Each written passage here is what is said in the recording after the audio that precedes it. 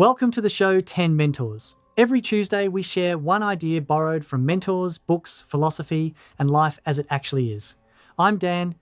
Today, we're diving deep into the law of enough, the principle that less can often be more when it comes to productivity, personal growth, and sustainable success. Now, before we start, have you ever noticed how some people just seem to effortlessly hit the ground running in their lives and careers? They start at certain prestigious universities and immediately gain access to powerful networks and mentors that the rest of us can only really dream of. And I want you to think about this for a minute because this creates a widening gap between the privileged and the rest of us. And that matters more than we often admit, because if you have ever read something like Hillbilly Elegy, you see it clearly. Some people grow up in environments filled with mentors, money, and encouragement. There are adults around them saying, here is how the world works, or here is what you should try next. So when mentoring becomes a privilege instead of a standard, the gap widens even further. And then we have to ask ourselves, why should mentoring be reserved for the already connected? That question is why we built 10 mentors. And the idea is simple. If someone does not have a mentor yet, why not give them a starting point, a box of mentors? Books and ideas from people who have walked the road before them. Something that helps people begin their mentoring journey immediately instead of waiting years for someone to take them under their wing. That is our mission. Now, let's talk about the law of enough and why defining your own ceiling is so crucial for long-term success and fulfillment. Because if you look around at modern productivity culture, everything sounds heroic, and honestly, I'm getting a little tired of it. Gurus that tell you, wake up at 5 a.m, train for an hour, build a side business before breakfast, complete 10 major tasks a day, outwork everyone and sleep when you are dead. It all sounds really impressive, and for a while I really believed in it. There was a period of my life where I was determined to become extremely disciplined. I would spend close to an hour in the gym many days. Not a quick session either, but proper workouts. They could be long sessions with heavy lifts and long rests. And when I walked out of the gym, I felt like I had conquered something. I felt disciplined, strong, even a little proud of the effort. But something strange always happened a few weeks later. At first, it was small things, like I'd wake up a little more tired, my motivation dipped slightly. One morning I'd think, maybe I will skip today and go tomorrow instead.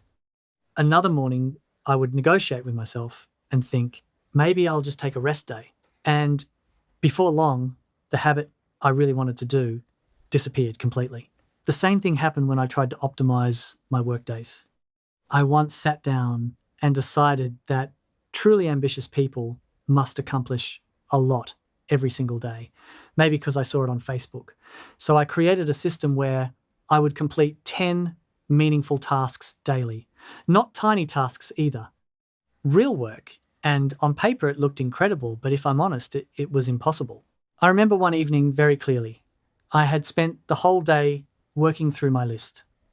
Meetings, writing, planning, answering messages, trying to push multiple projects forward at once. By the time evening came around, I had completed 5 solid tasks, which objectively should have felt like a productive day. But my list said 10. I was sitting at the dinner table with my partner while we were eating, and although I was physically there, my mind was somewhere else entirely. I kept thinking about the 5 things I had not finished, and I know it's silly.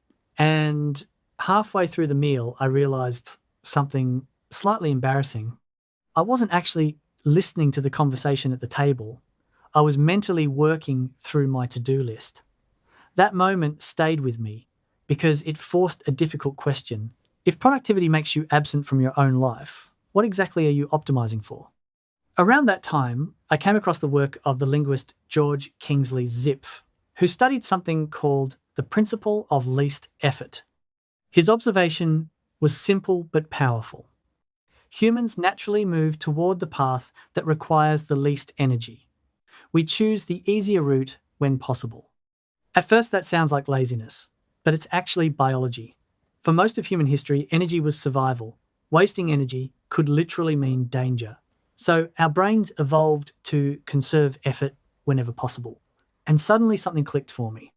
Instead of fighting that wiring, maybe I should design around it. So I changed 2 things. First, I reduced my gym sessions to only 25 minutes. And I did this because 25 minutes removes the negotiation and guilt I was experiencing. 25 minutes, I think, is short enough that I can't justify skipping it, even on low energy days. Even on a tired day, those minutes feels really manageable to me. So there isn't any internal debate going on inside my head about whether it is worth going. You simply show up, do the work, and leave. And second, I limited myself to just 2 to 3 meaningful tasks per day rather than an endless to-do list. Now, let me be clear about something here, because when people hear this, they sometimes imagine I'm talking about small things that take 5 minutes, like answering 2 emails or fixing up a spreadsheet or clearing my inbox. That's not what I mean. These are real tasks. Like it could be writing 500 words of a book, or designing the next part of a project, or solving a problem that has been sitting in my head for weeks, or just recording a podcast episode like this one. The kind of work that requires a lot of effort and attention, and work where when you finish it, you can honestly say the day moved forward. The mistake I used to make was filling my list with 10 ambitious tasks and then feeling disappointed when I completed only half of them.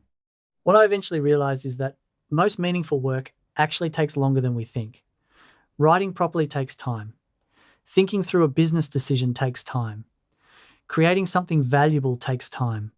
So when I say 2 tasks, I mean 2 substantial moves. 2 things a day that actually matter. And once those are done, the day has done its job. Something interesting happened when I started living like this. For the first time in years, I felt finished at the end of the day. There was a ceiling. When I completed 2 important tasks, the day was done.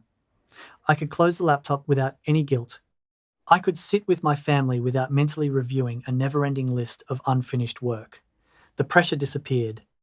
And I want you to zoom out for a second, because if you think about it mathematically, 2 meaningful tasks per day becomes more than 700 deliberate actions over the course of a year. 700 moves forward. To me, that isn't laziness. That's compound progress. And writers like Greg McKeown talk about the disciplined pursuit of less.